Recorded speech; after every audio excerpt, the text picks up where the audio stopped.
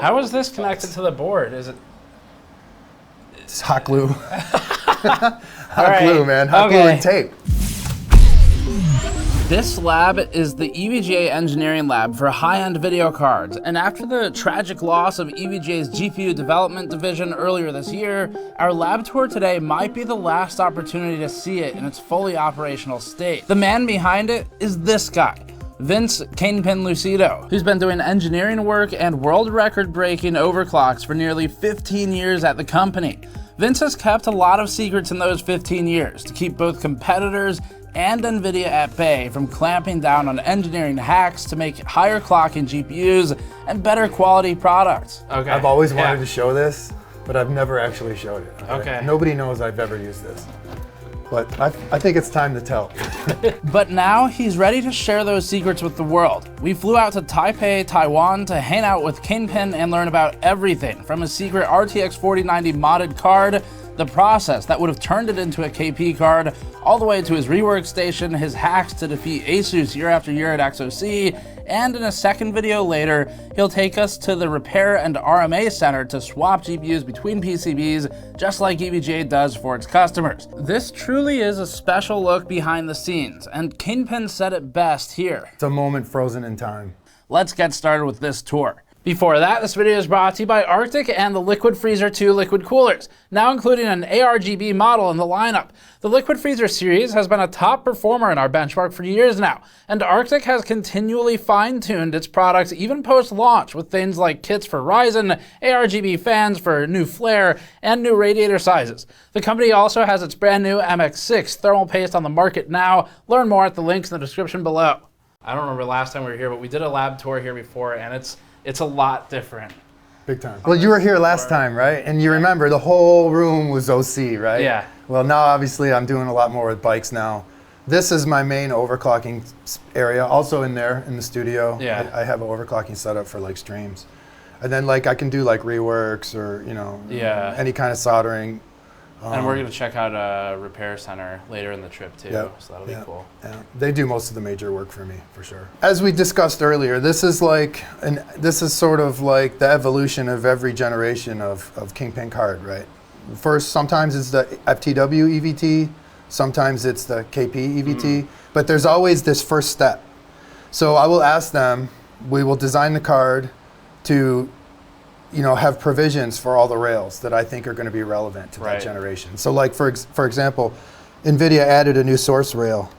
So I told them to add it, so I can test it. So I need to determine whether or not I want to put it on the KP. Right, yeah, so you've got still NVVDD. NVVDD, we got FBVDD, we got PEX, and we got a 1.2 volt and a 1.8 volt source rail. Right.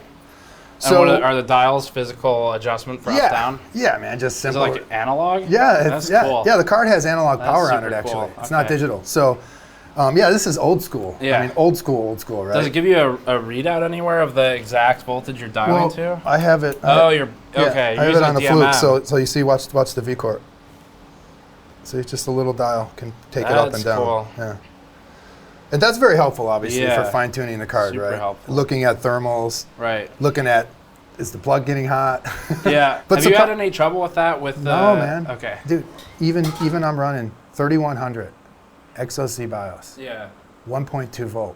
Still stays around 40-50 C. Okay. It's very reasonable. I really believe that it has to do with how these are designed. The build quality and the connection strength. I think that's the main problem with these plugs. I think you guys were the only ones who put on the side like this. Most people put it here, right? Yeah. There's a lot of heat here. Yeah. Do you know what the PCB temperature is here under load compared to here? It's a huge difference. Yeah. Like, why would you want to put a power plug right where the hottest point of the PCB is? It's not going to help. It forces it to be a sharp angle to get back to cable management. Yeah. This is just, it's sort of that step that we do every generation. And of course, this generation we did it too. And I call it FTW, but actually this card doesn't really have a name. Right. Well, that one especially. Right? Yeah, it doesn't really have a name, but obviously it probably would have been the FTW. Yeah. And this approach would have gotten you to KP. So this is just connecting to your voltage. Yeah, these are just like extension wires, man, all the way to all the voltage spots. How is this connected to the board? Is it? It's hot glue. Hot glue, man. Hot glue and tape. And you can come back and take a look at the card. You can see all the wires with all the read points are taped everywhere. Oh, yeah. These kinds of cards actually bother me because there's so many points of failure when you're moving things around, right? Wire can rip out or something, and it always happens. Now this thing's interesting. This is an old version of something that I use now to make my thermal probes that I sell. Oh yeah. Tin made this for me. Okay. So what Tin made here is basically, I think the technical term for it is it's a capacitive discharge welder. Okay. Basically, it just takes from the AC mains, charges the caps, and then it releases all that energy at once and welds the thermocouple. That's cool. Okay. So you're talking about the end of the wire where it actually probes? Yep. Okay. And the key for like LN2, like a lot of people like my probes because they usually read pretty accurate, right? Yeah, yeah. And like minus 194, minus quick 195. Quick read. Yeah, and quick response time. Yeah. The key to that is actually the gauge of the wire for LN2 should be a little bit thick. Yeah. Like at least 20, 18 yeah, to 20. I showed one of those to a thermal engineer who came through our office, and he's used to working with like the very thin ones, exactly. for the reworks and stuff. This is really thick. It's beefy. Yeah. So this, so Tin built the welder. Yeah, he built this for me, and then Tin's cool, man. So Tin, just context for anyone who hasn't seen it. Tin, he no longer works at EVGA, but he did for a long time. And we did a tour here with him present before. He's kind of like the mad scientist of the lab at that time. Yeah. So that's a really fun video you should check out. Do you remember when he was destroying GPUs on camera for us? Yeah. So there were unsellable EVGA GPUs that they were engineering samples. They had problems with them, and EVGA couldn't ever sell them. And he was like, let's do something educational with it and show what happens when you burn it up. And man, a lot of people got really upset about the loss of it. Because they're like, why are you wasting good GPUs? That could have been my GPU. Yeah, that could have been my GPU. Yeah, I see some Titan Vs. Yeah, these are Titan Voltas, obviously retired. Modded by Tin. Oh, yeah. Yeah, he made these little voltage mods for me. Yeah, they're retired. They still work, though, actually, all of them. Is all of this just like parts? So I see like some boards up here. Yeah, there's some like old PCBs. These are all 299 darks that I had. Different types of PCB revisions of motherboards and stuff. The helmet collection's new.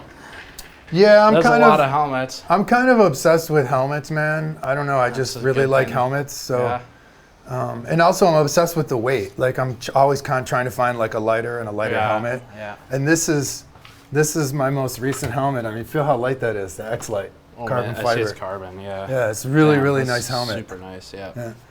And I did it like. It's like, I don't know if you're in the Slayer, but I'm like really in the Slayer. So this is like a replica of the late guitarist cool. guitar. It's basically, I did a replica of this guitar. Yeah.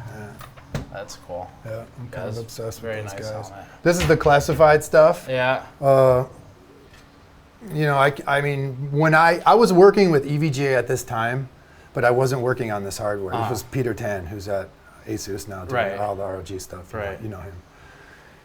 That board we talked about before, you were running 7 LN2 bots at once. I want to say like EVGA's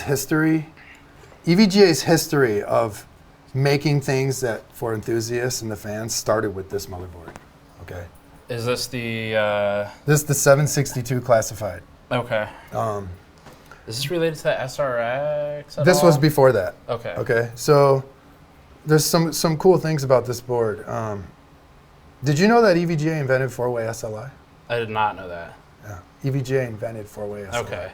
Do you remember that? So was that something that at the time did EVGA have to get NVIDIA to explicitly allow that? Well, do you remember GTX 295 was a dual PCB card, right? So that was the first implementation of quad SLI. It was two 295s. Right. But it's still 4 PCBs. And you know, those were hard to clock. Right. So we were sitting around discussing, and Jacob was talking to Peter, and they were saying, hey, why don't we just do 4 295s? 285s. Oh, 285s. GTX 285. And they figured out a way to hack the BIOS, and it worked. So they designed this board for 4 of those cards. Right. So it's really EVGA that did that. That started 4-way SLI. Yeah, and that's what the whole company was is that about. also the start of NVIDIA clamping down on some of that stuff, or did they not? Not at that time. No, that came later. They supported it. Yeah, it. it came later. Or did they actively support it, or they were just like, do whatever you want? NVIDIA wasn't so huge back then. Okay. So it was kind of different times. Yeah. Right. But I want to say this board really is a perfect example of everything that we've done in the very beginning. Is this on VRM? Yeah. Okay. Yeah. That's a massive heat. Yeah, this has an NF200 on it, I believe. Oh, it's on, maybe there's a chip. Is there a chip? There's an NF200 here. Oh, is it Northbridge, Southbridge? Yeah, Northbridge, Southbridge. Yeah, it's been a while. It's X. Yeah, it's 1366, man. Yeah, this is old. But this is the very beginning of that. Right. EVGA really being for enthusiasts. And then this board came next, which is the SR2. BIOS hacking seems like it's what got you guys a lot of the advantages in the early days. GPU Yes. And this board just kicked ass. Right. I mean, this board was insane, right? Nobody else was doing that. Hey, let's make a dual CPU board that can crush records. I mean, what companies do things like that? So there was the SRX, and was it the SR2 was the other one? One of them got kind of killed, right, by Intel. The SR, you know what I'm talking about, where they like flipped a toggle and decided no OC on one of the... That was SRX. Was that SRX? Yeah, that was Tin did that board. Yeah. That was the successor to this board, but they kind of killed that, right? Yeah. With the no OC, so we left that alone. Yeah, I mean, I don't know if this is something you want to get into on camera or not, but just there's a lot of cool engineering that goes or went into some of this stuff, and then like the SRX last minute, if the company decides we're going to turn OC off, you're kind of stuck holding the bag of overclocking boards. Big time, man. Right? Like, Big time. What do you Big time. And do about that? Nothing. There's nothing you can do. Just hope that you can sell it, Yeah. I mean, the board was designed for enthusiasts for overclocking. So right. Once you lose that, I mean, what's the angle, right? Yeah, it's just a lot of PCIe slots at that point. Yeah. Yeah. So what about we talked about the slap chop last time.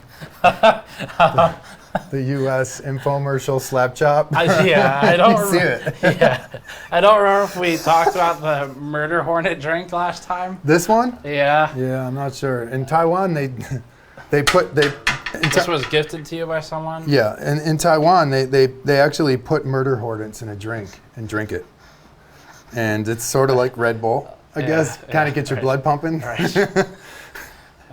Yeah. So that's on your trophy shelf. Yeah, it's kind of interesting, with the right? slap chop. I don't know how I'm going to bring this back home with me, though. They're not going to let me through customs with this. I don't know. Maybe. I don't think so. I don't know. I guess you ship it back home and just hope it's not inspected. Yeah, hope it doesn't break or it's inspected. Yeah. Hand carry it. Open it and they all come flying out. And then this is all new. So, at least since I was here.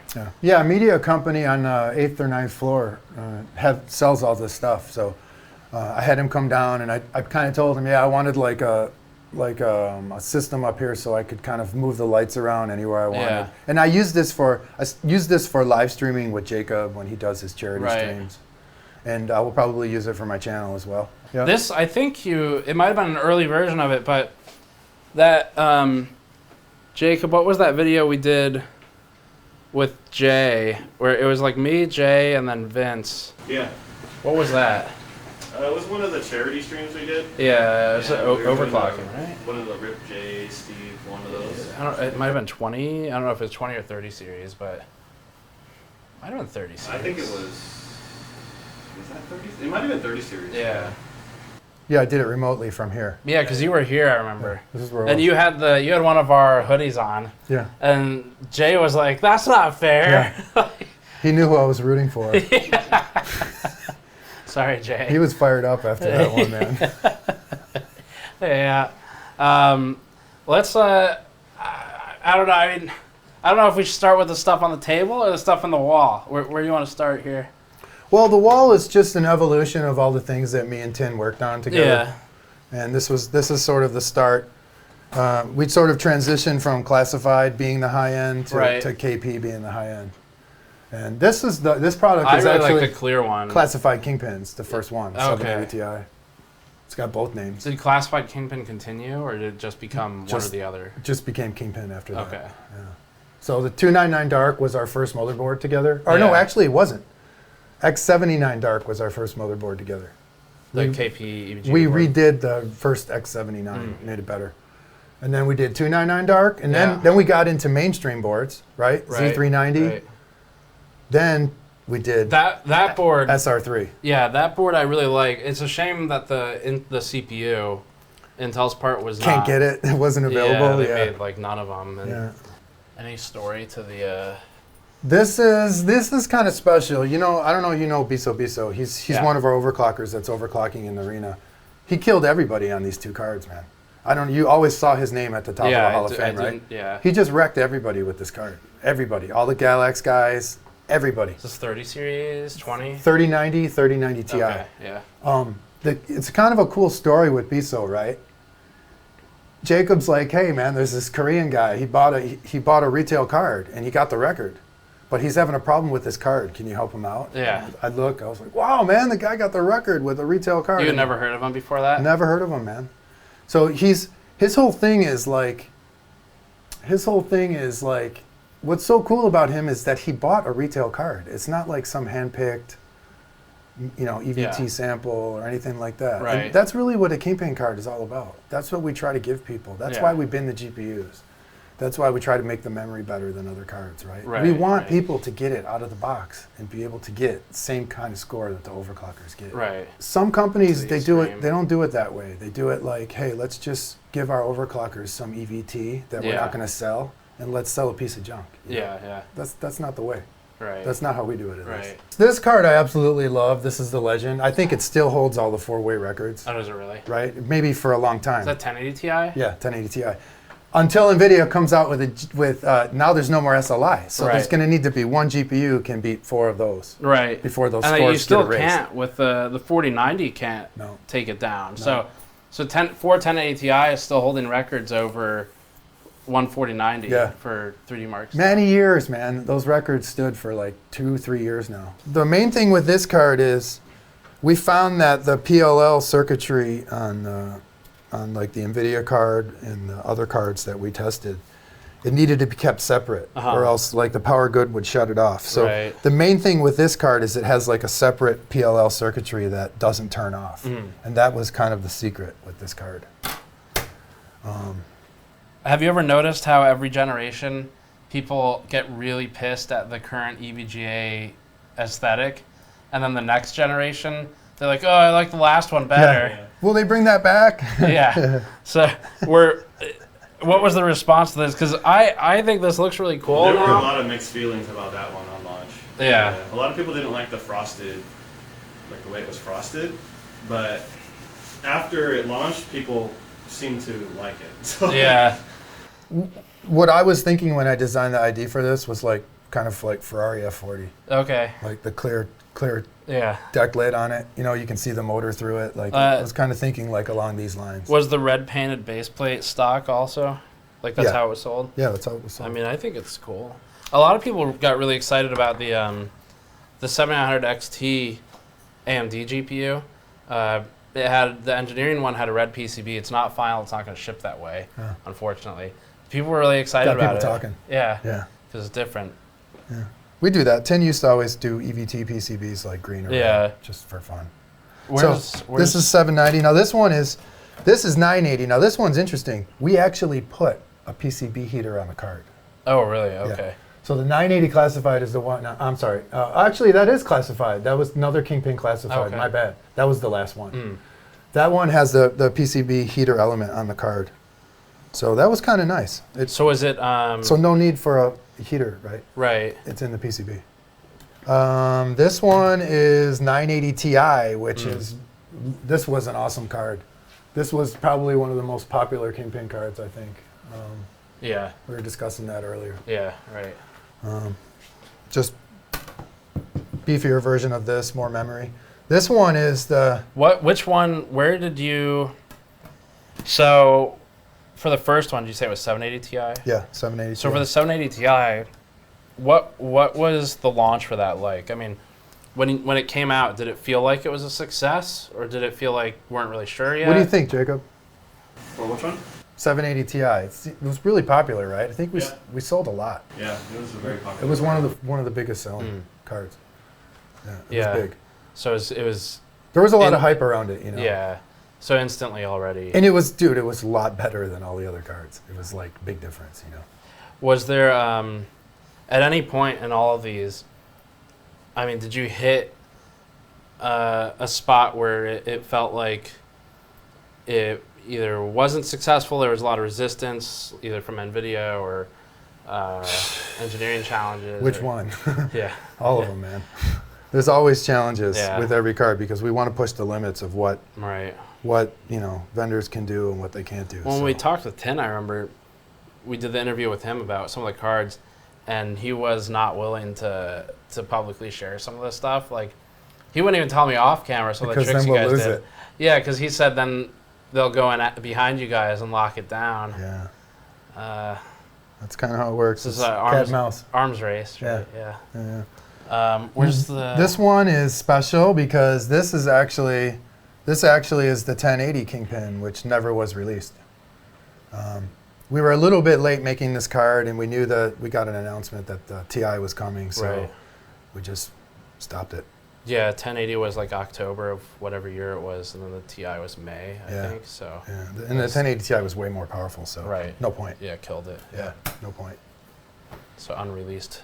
This one is the 1080 Ti Kingpin. This one is special because it has a gold capped edge. This is the only one that has this gold capped edge. Oh, I didn't know it was the only one. Okay, I do remember it. And I used to be a snowboarder for a very long time. And like the old Joyride snowboards and a few others, Type A snowboards, they had these capped edges around that when they first came out. I absolutely loved it. And so what made you guys stop doing it for these? Manufacturing problems. Okay. The factories. Seems like you'd have trouble with flaking or something. There was just a lot of rejection, man. So EVGA told me no more capped edge. So we stopped that. But this is the only one has it. Also, X299 Dark has it. Yeah. You see the gold edge? It looks sweet, man. It looks really sweet. I mean, it's very distinctive. This is 2080 Ti. Now, this is where the phase counts started to really go up, right? Now using both sides for VRM. Right. This is the one you have on your wall. Yeah. In your studio. Yeah. Where did This is Tin's last card, by the way. I was going to ask that. I was going to say, where did Tin start and end on these? Was he on this one? Oh yeah. So he was there since the beginning. Definitely, man. We were together on all of these, and of course he takes the lead. And then after 2080 Ti, no more Tin. Yeah. So did he? I guess he probably, when he departed EVGA, probably the 30 series wasn't even known to you guys yet. No. Yeah. It wasn't. Yeah, it wasn't. Even behind the scenes. Yeah, and also motherboards. Tin left before we did this board, this board, this board. He didn't do any of the AMD. All consumer, yeah. And this board, and also the 790. Right. So he stopped SR3. And then 3090 Ti, everybody knows. You can see that the gold has gone way up. Yes. These are my cards, you can tell. Yeah. Way more gold. So, any lights over here? What do you want to do? You want to do some pottery wheel action again? So we showed this before for lapping CPUs. Yeah. And you've got your ultrasonic there, which we also showed. I said, what do you put in it? And you were like, basically like 100% IPA, man. Yeah. And then you said, do not do that. And you'll see like people warning against doing that. Don't do it, fireheads, but it works the best for me. Extreme fire hazard, actually don't do it. But I've seen some people say like it's not good for electronics, but I've never seen that, man. I've done so many boards and cards and never had an issue. These, we never looked in any of these though, that I remember. So, these are basically just old stuff. Okay, I will show you something. Okay. Because I just want to show it. Okay. I've always wanted to show this, but I've never actually showed it. Okay. Nobody knows I've ever used this. But I think it's time to tell. So this is, maybe you can guess what that is. EVGA host device. Yeah. See if you can guess what it is. Yeah. Just by looking at it. Kind of.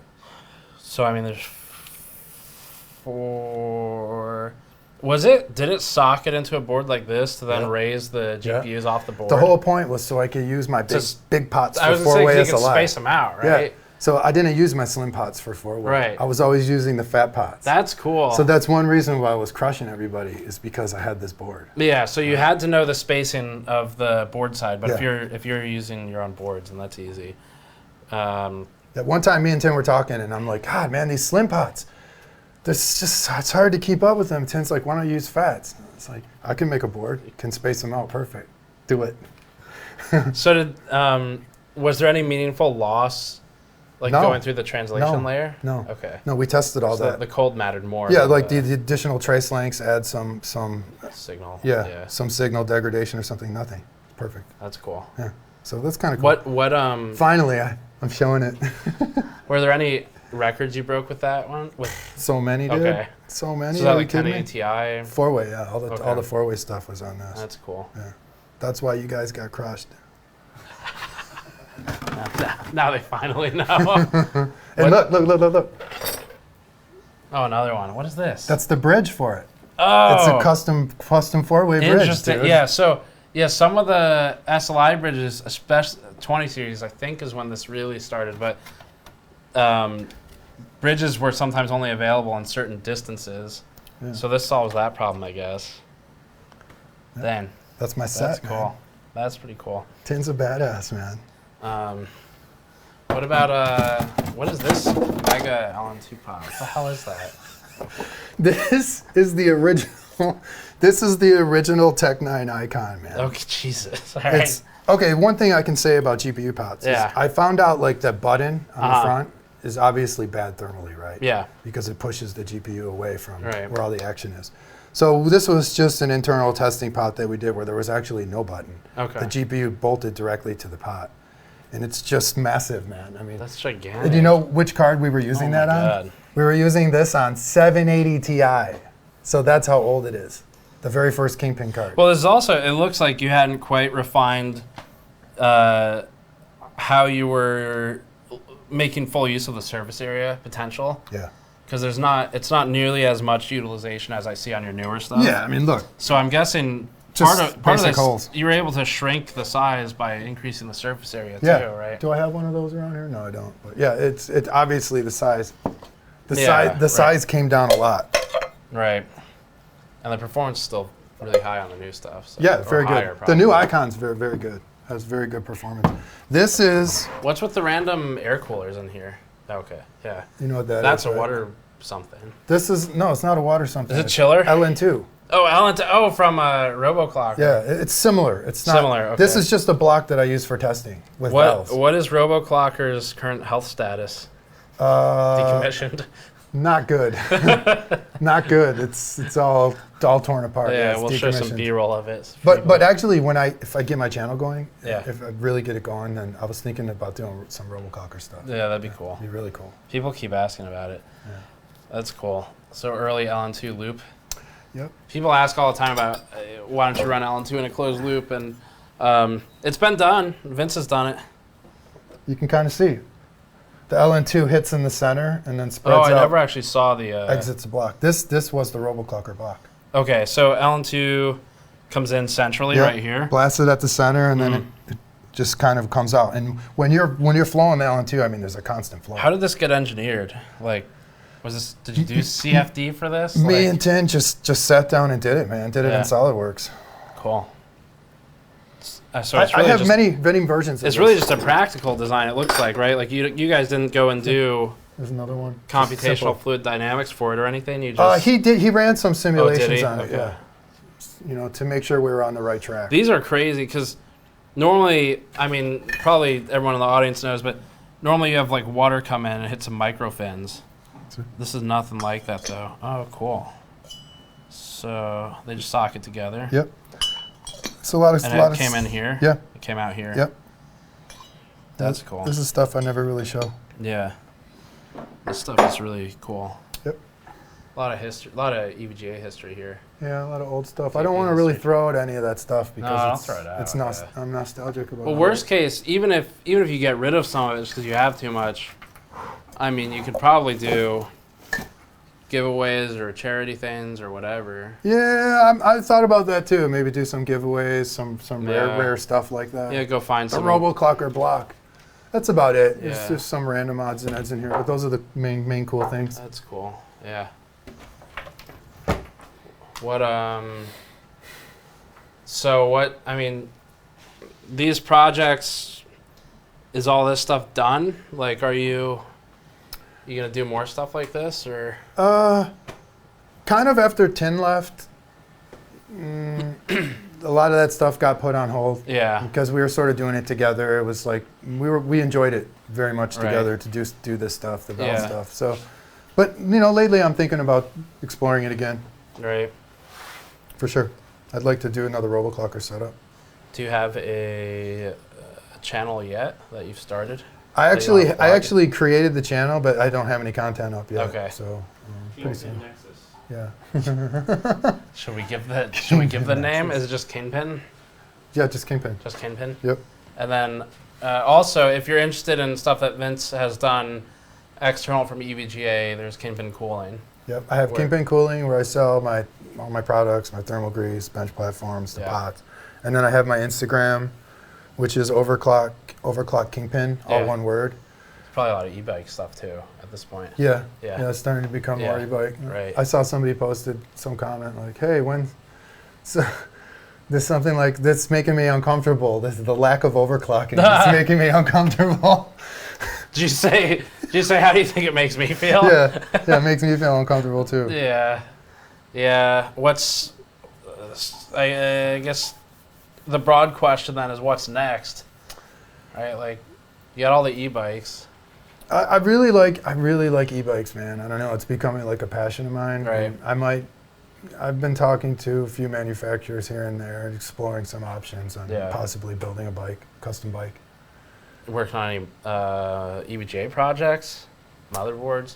EVGA, right now we're doing customer support for 790, finishing up the BIOS, doing overclocking on it. This board's amazing, man. 14 layers, There's no other mainstream board that's 14 layers, dude. It's a lot of layers, The memory signaling on this thing is awesome. It's really good. They hit 9200 on it the other day, frequency. That's a lot, yeah. Crazy, right? So then if people want to keep up and see like what you end up working on next, like whether it's the e-bikes or more of this stuff, sounds like Instagram's probably. Yeah, you can check out my Instagram or even FB. Yeah. Vince Lucido. I post some stuff on FB too. So we'll link that below. But that'll be the lab tour for now. We got some other videos too. And I mean, it's crazy. It's changed a lot since we've been here a few years ago. So the e-bike stuff we might do, I don't know if we'll do a side channel video for that. If you want to check it out, we'll link that below as well. But Vince, thank you for the walkthrough. Cool. And we will see you all in the next one.